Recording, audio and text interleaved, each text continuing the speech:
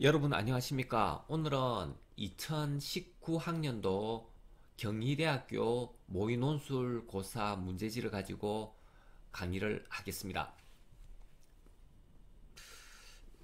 오늘은 제가 조금 연습을 좀 했는데 이게 조금 좀 잘 돼야 될 건데 좀 일단 한번 믿어보십시오.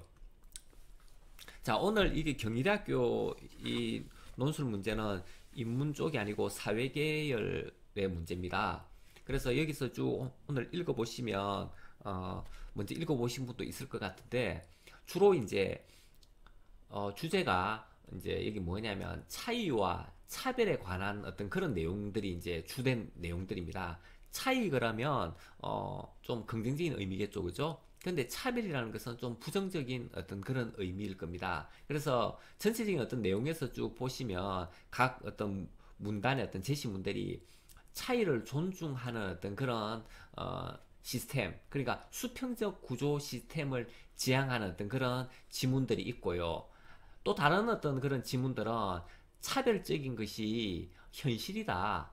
그러니까 이것을 그냥 긍정적으로 받아들여야 되는 그런 문제 아닌가라고 내용으로 이렇게 언급하면서 내용을 서술한 것이 있습니다. 그래서 제가 어떻게 했느냐면 동그라미는 차이를 존중하는 어떤 그런 수평적 구조를 지향한다라고 이렇게 표현을 했고요. 그리고 네모 박스 친 것은 차별적인 것이 현실이기 때문에 이런 것은 뭐 당연한 것이지 않느냐라는 쪽으로 이렇게 이해를 하면 이렇게 네모 박스를 친 겁니다. 자, 일단은 해석 들어가겠습니다. 자, 여기에 어떤 그런 내용에 보시면 1949년 콜럼부스가 미국 대륙에 도착하기 이전부터 미국의 어떤 그런 아메리카 원주민들은 이렇게 살았는데, 그런데 그 이후에 온 어떤 그런 주민들은 대부분 다 미국에 살던 사람이 아니었다. 그런데도 미국에 있는 사는 사람들은 사회를 잘 비교적 법과 질서를 잘 지키면서 잘 살고 있다. 그런데 그것을 살펴보니까 어떤 이론으로 이것을 해석할 수 있냐면 이게 바로 용광로 이론 그리고 샐러드 그릇 이론. 자, 요 두 가지 이론입니다. 용광로 이론을 첫 번째 이론이라고 생각하고 그리고 샐러드 이론을 두 번째 이론이라고 한번 이렇게 한번 봅시다.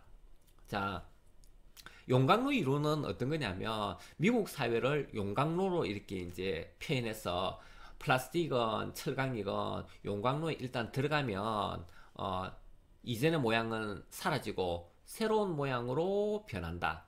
그래서 세계 각지에서 살다가 미국으로 건너온 이민자들은 일단 미국에서 와서 살면 그 자기 어떤 자신의 어떤 모국의 언어, 문화, 전통을 잊어버리고 미국 사회의 일원이 되어서 다른 미국 사람과 똑같이 된다. 이게 바로 용광로 이론의 어떤 핵심입니다. 그런데 진짜일까?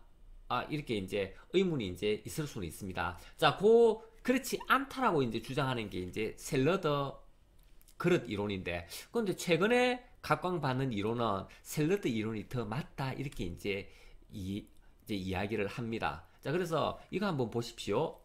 샐러드 이론은 어떤 거냐?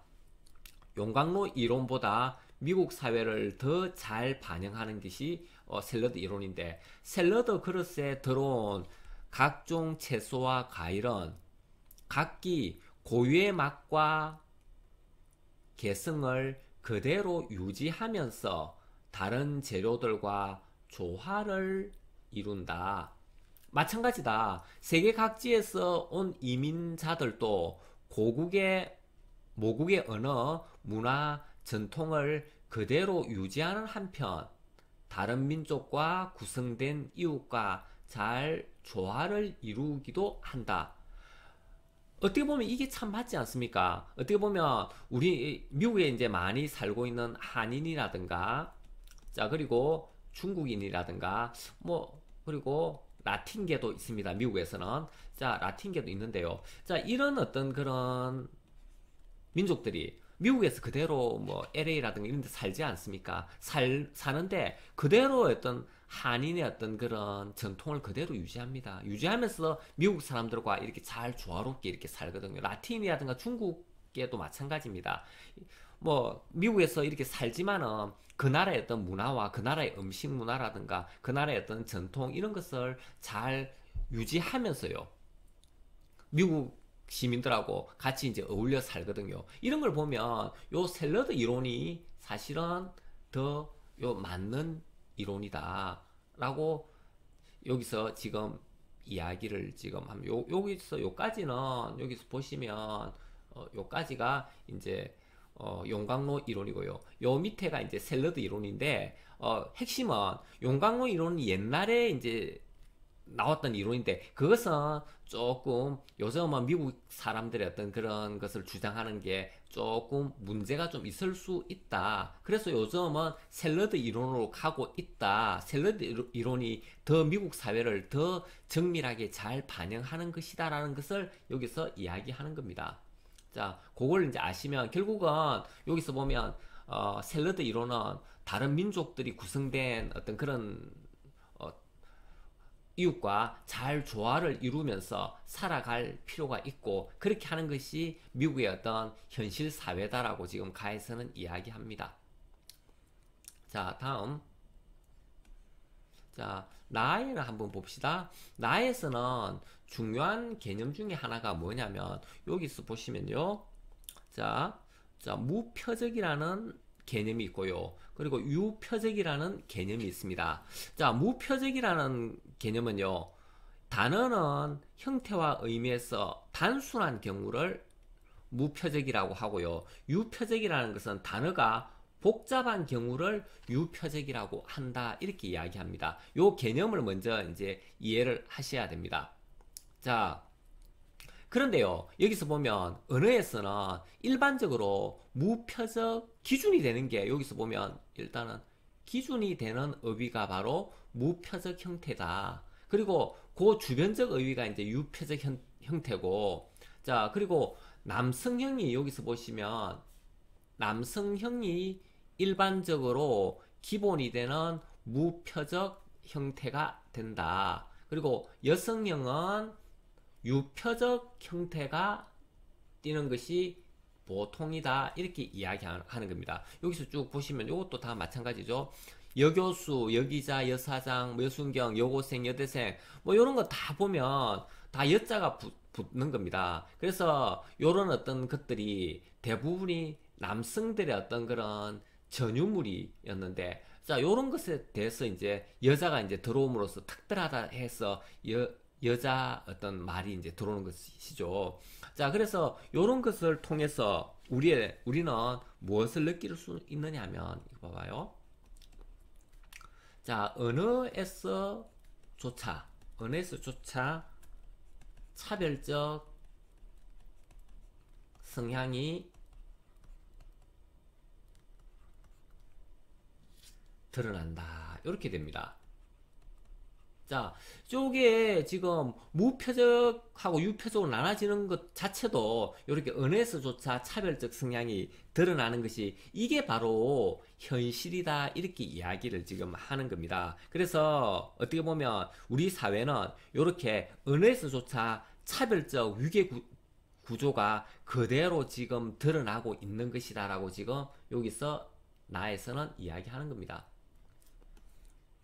자, 다음. 다를 가지고 올게요. 자, 다에서 어떤 내용은 이렇습니다. 자, 피에르 브로디와 요 사람 이름인데요. 자, 피에르 브로디와 자, 그는 칸트의 미학 이론에 반대한다. 자, 칸트의 미학 이론 뭐 필요 없습니다. 지금 여기서 이 사람의 어떤 그런 해석하기에 하는 것에서는요. 자, 그에 따르면 이 사람이 뭐라고 이야기했느냐면 사람들은 그림이나 자연 풍광을 보면서 느끼는 감성들은 계급적으로 차이가 난다. 자, 뿐만 아니라 이 미학적 취향이 사회적으로 옳은 그름의 형식으로 작용하도록 강제력을 띠게 된다. 자, 이 브로디와는 미학과 윤리를 서로 분리하지 않는다. 미술 작품이나 음악에 대한 취향은 현실 세계에 대한 도덕적, 윤리적 성향과 매우 밀접하게 연결되어 있다. 자, 그러면서 예술이 윤리적 의미를 갖게 되는 순간 미학적 취향은 계급적으로 구분되며, 자, 이것이 이분법적 대립 구도를 만든다. 자, 그러면서 쭉 이야기하면서 지배관계가 형성되는 것이다.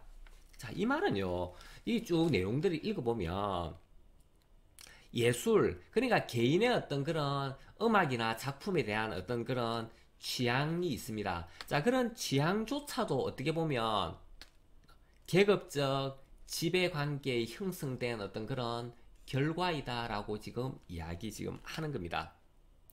자, 그래서 나는 이게 내 개인의 취향이야. 뭐 이렇게 사람이 이야기할 수 있는데 그것조차도 어떻게 보면 차별적 지배관계로 드러나는 것이 현실이다. 그러니까 예술이 여기서 보시면 뭐라고 하냐면 예술이 윤리적 의미를 갖게 되는 순간 어떻게 되느냐면 지배관계, 차별이 나타난다. 대립 구조가 나타나고 차별이 나타난다라고 지금 이야기하는 거거든요. 자, 그래서 제가 요거 다 같은 경우도 요렇게 이제 차별적 어떤 성향이 현실이라는 것을 이야기하는 겁니다. 그래서 우리가 일반적인 어떤 그런 예술 작품에 대한 어떤 취향조차도 어떻게 보면 지배적 관계가 나타나는 어떤 그런 것이 현실의 어떤 그런 성향을 보여주는 것이다라고 여기서 이야기하는 겁니다. 자, 다음에 다로 가겠습니다. 다문화 사회에서는 여러 가지 어떤 갈등이 나타나고 함께 어울려 살기 위해서는 그 문화에 대한 이해와 존중이 필요하다. 자, 이때 바로 중요한 가치가 바로 관용이다. 그리고 서로 다른 외모, 사고, 방식, 문화 등을 인정해야 됩니다. 인정하고 자신이 가진 생각이나 문화를 강요하지 않는 태도는 다문화 사회에서 나타나는 갈등을 해소하고 문화 다양성을 더욱 풍부하게 한다. 자, 그리고 이런 문화적 배경을 가진 사람들을 받아들이는 과정에서 서로 문화를 제대로 알지 못하면 오해가 생길 수 있다. 자, 그래서 어떻게 하냐면 소통이 필요하다. 자, 결혼, 이민자, 외국인, 뭐 이런 다른 문화적 가진 사람들도, 배경을 가진 사람들도 함께 살아가기 위해서는, 어떻게 해야 되냐면, 사회적, 국가적 차원의 어떤 그런 지원이 필요하다.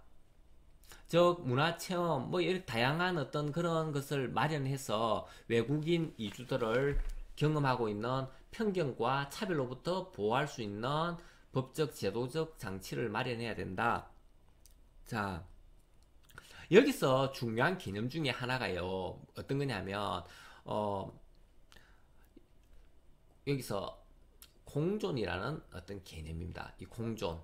자, 우리 사회는 이 공존하기 위해서는 뭐가 필요하냐면, 봐봐요. 이해와 존중도 필요하고요. 그리고 관용도 필요하고요. 그리고 공존하기 위해서는 소통도 필요하고요. 자, 요런 것을 다 필요하고요. 거기에서 덧붙여가지고 사회적, 국가적 차원의 지원조차도 필요하다는 이야기를 지금 여기서 하는 겁니다. 이만큼 이 우리 사회가 다문화 사회에서는 공존하기 위해서는 이해, 관용, 소통, 지원 요 네 가지가 다 필요하다는 것을 여기서는 이야기하는 겁니다. 그러면 이 내용의 핵심은 뭐냐면 이겁니다. 어떤 차이가 나는 것을 우리는 인정해야 된다. 그런데 그 차이 나는 것을 인정하고 문화 다양성을 더욱 풍부하게 하기 위해서는 공존해야 되는데 공존하기 위해서는 우리는 이해와 존중, 관용, 소통 그리고 사회적인 어떤 국가적인 차원의 지원이 필요하고 그렇게 하면 우리 사회는 더욱더 다양성을 풍부하게 만드는 어떤 그런 사회가 되어서 행복하게 잘 살 수 있다라고 지금 이야기하는 겁니다. 그래서 이 라는 결국은 어떤 내용이 결국이 되느냐 하면 차이를 존중하고 수평적 구조를 만드는 것이 맞다라고 지금 이야기하는 겁니다. 자, 다음. 자, 마를 가겠습니다. 자, 마의 어떤 그런 내용은 뭐 일단은 옛날 이야기를 합니다. 자, 5손가락 깨물어 안 아픈 손가락이 없다라는 말이 있는데 다 같이 사랑스럽다. 자, 손가락 물론 다르게 생겼고 하지만 여기서 중요한 거는 각각 다른 기능을 한다. 자, 볼품이 없다고 하더라도 각각 어떤 기능들이 다 있다는 이야기를 지금 하는 겁니다. 그 밑에 어떤 그런 내용들이. 자, 그래서 5손가락은 모두 다르게 생기고 다른 기능을 하는데 그중 어느 하나도 쓸모없는 손가락은 없다. 그래서 우리는 세상을 살아갈 때 갈등하고 때로는 힘들지만 그렇지만 조화롭게 좋아하면서 살아간다. 이렇게 이야기 지금 하고 있습니다. 여기서 일단은 지금 어울려서 요 개념. 자, 봅시다. 요 개념을 우리는 중요시 생각해야 된다. 어울려서 조화롭게 살아가야 된다. 이거는 어떻게 보면 수평적인 어떤 구조를 이야기하는 겁니다. 개인의 어떤 차이를 다른 기능이 있다는 이야기. 차이를 인정하면서 차이를 인정하면서 어울려서 조화롭게 살아가는 것이 맞다라고 지금 마에서는 이야기하는 것 같습니다. 자, 그거 아시면 될 것 같고요. 바의 어떤 그런 내용은요, 우리나라 남자 지금 프로농구 이야기를 지금 하는데요. 자, 이게 남자 프로농구에서 키 2m가 넘는 외국인 선수들을 퇴출하겠다. 이유는 뭐냐? 왜? 이유는, 자, 우리나라 지금 프로농구가 지금 관객들이 이렇게 많이 이렇게 빠져나간다는 이야기입니다. 2014년에 134만 명이던 프로농구 관중수는 지난해 92만 명을 기록했다. 많이 다운됐다는 이야기를 지금 하는 거죠. 자, 그래서 이것을 관중을 다시 끌어모으기 위해서는 어떻게 했냐면 빠른 농구의 활성화가 필요하다. 빠른 농구. 그래서 키가 큰 어떤 그런 농구 선수들은 몸이 좀 둔하기 때문에 빠른 농구를 하지 못한다. 그래서 그 선수들을 좀 퇴출시켜서 좀 키가 작으면서 빠른 어떤 그런 농구를 하면 사람들이 다시 모일 것이다. 이런 어떤 논리를 지금 이야기를 지금 하는 겁니다. 그래서 그 퇴출한 어떤 그런 이유가 빠른 농구의 어떤 그런 활성화와 관련이 있는 겁니다. 그래서 그렇게 해서 이제 외국인들을 이제 추방한다는 이야기인데 어떻게 보면 이건 바로 차별이죠, 그죠? 차별의 어떤 정당화를 지금 이야기하는 겁니다. 자, 왜 우리가 차별을 정당화 시켰느냐? 외국인들 이렇게 너무 키 크니까 너무 둔해. 그래서 우리 지금 프로농구 관중수가 점점 줄어드는 거야. 자, 그래서 우리는 빠른 농구를 위해서는 키 큰 2m 이상 되는 사람을 퇴출하는 것이 맞다라고 지금 이야기하면서 차별의 어떤 정당성을 이야기합니다. 이것이 바로 어떻게 보면 현실은 이렇게 차별적인 것이 나타나는 것은 당연하다라고 그 밑에 베이스를 깔고 있는 어떤 그런 내용입니다. 자,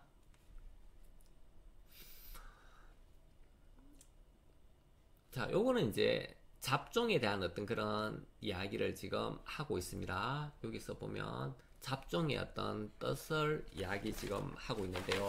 잡종, 자, 하이브리드라는 것은 어떤 거냐? 자, 일단은 뭐 차이가 나는 것을 일단은 받아들여야 됩니다.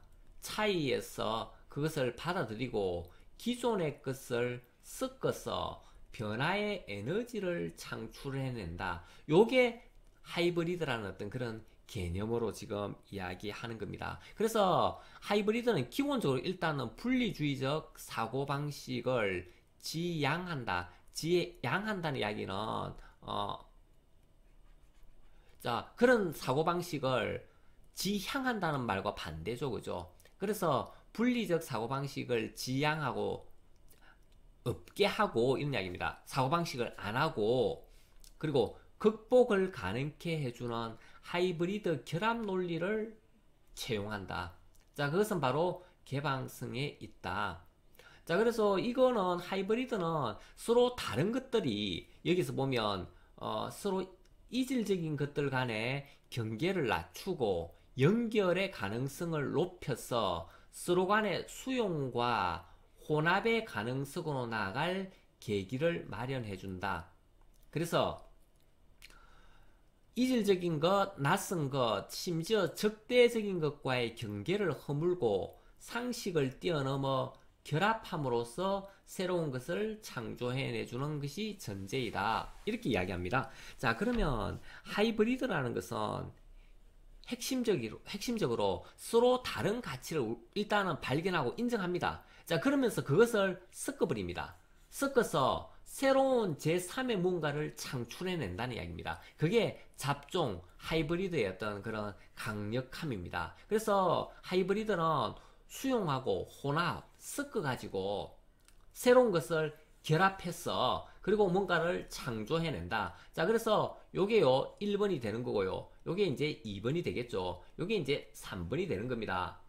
자, 1번, 자, 2번, 3번. 1번은 자, 수용과 혼합 섞는다는 이야기입니다. 두 번째는 그것을 짬뽕시키고 결합시킨다는 이야기입니다. 그래서 새로운 제3의 새로운 뭔가를 창출해낸다는 이야기입니다. 그게 바로 변화의 에너지를 창출해내고 제3의 것을 창출해낸다. 자, 요걸 하기 위해서 1번, 2번, 3번의 과정을 거치는 거죠. 그게 바로 잡종 하이브리드의 어떤 그런 핵심이다. 이렇게 이야기 지금 하고 있습니다. 자, 그러면 오늘 이제 문제를 가겠습니다. 가에서 발을 자, 여기에 가에서 자, 아이고 이렇게 잘 따라오네요. 자, 가에서 발을 비슷한 주장을 담는 내용끼리 분류하고 자, 그리고 각 제시문을 요약하라. 자, 이랬습니다. 자, 그러면 아까 앞에서 가에서 바 중에서요. 아까 동그라미 친 어떤 그런 내용이 있었고 네모 친 내용이 있었습니다. 그죠? 자, 그러면 그 비슷한 주장 아까 이렇게 나눌 수 있겠죠. 그죠? 자, 그러면서 먼저 나눈 상태에서 자, 다음에 거기에 따라서 이제 한 개, 두 개, 세 개 이렇게 이제 분류하고 이제 요약하면 되는 문제 같고요. 그래서 요거는 400자, 500자 뭐 별로 이렇게 어려운 문제가 지금 아닌 것 같습니다. 그래서 앞에서 설명한 것을 그대로 이제 이해를 하면 그대로 쓸 수 있는 문제가 되겠습니다. 그런데 문제 2번은 조금 이제 제시문은 조금 이제 어려울 수 있습니다. 자, 제시문 4가 말하고자 하는 바를 서술하고 먼저 서술해야 됩니다. 자, 4가 말하는 잡종 하이브리드라는 것은 뭐냐면 기존의 어떤 다른 것을 일단은 섞는 거다. 수용하고 혼합하는 거다. 다음에 그것을 결합합니다. 그죠? 기존의 다른 것을. 그리고 나서 새로운 뭔가 제3의 것을 창출해낸다라고 하는 것이 이제 하이브리드의 어떤 기본 습성입니다. 자, 그래서 다른 차이점을 인정하는데 그 인정해서 섞어갖고 결합함으로써 새로운 제3의 뭔가를 만들어내자는 것이 하이브리드의 어떤 그런 특징입니다. 자, 그런데 요걸 가지고 가와 나를 비판하라 그랬습니다. 자, 그러면 가는 어떤 내용이고 나는 어떤 내용인가 잠깐 한번 보겠습니다.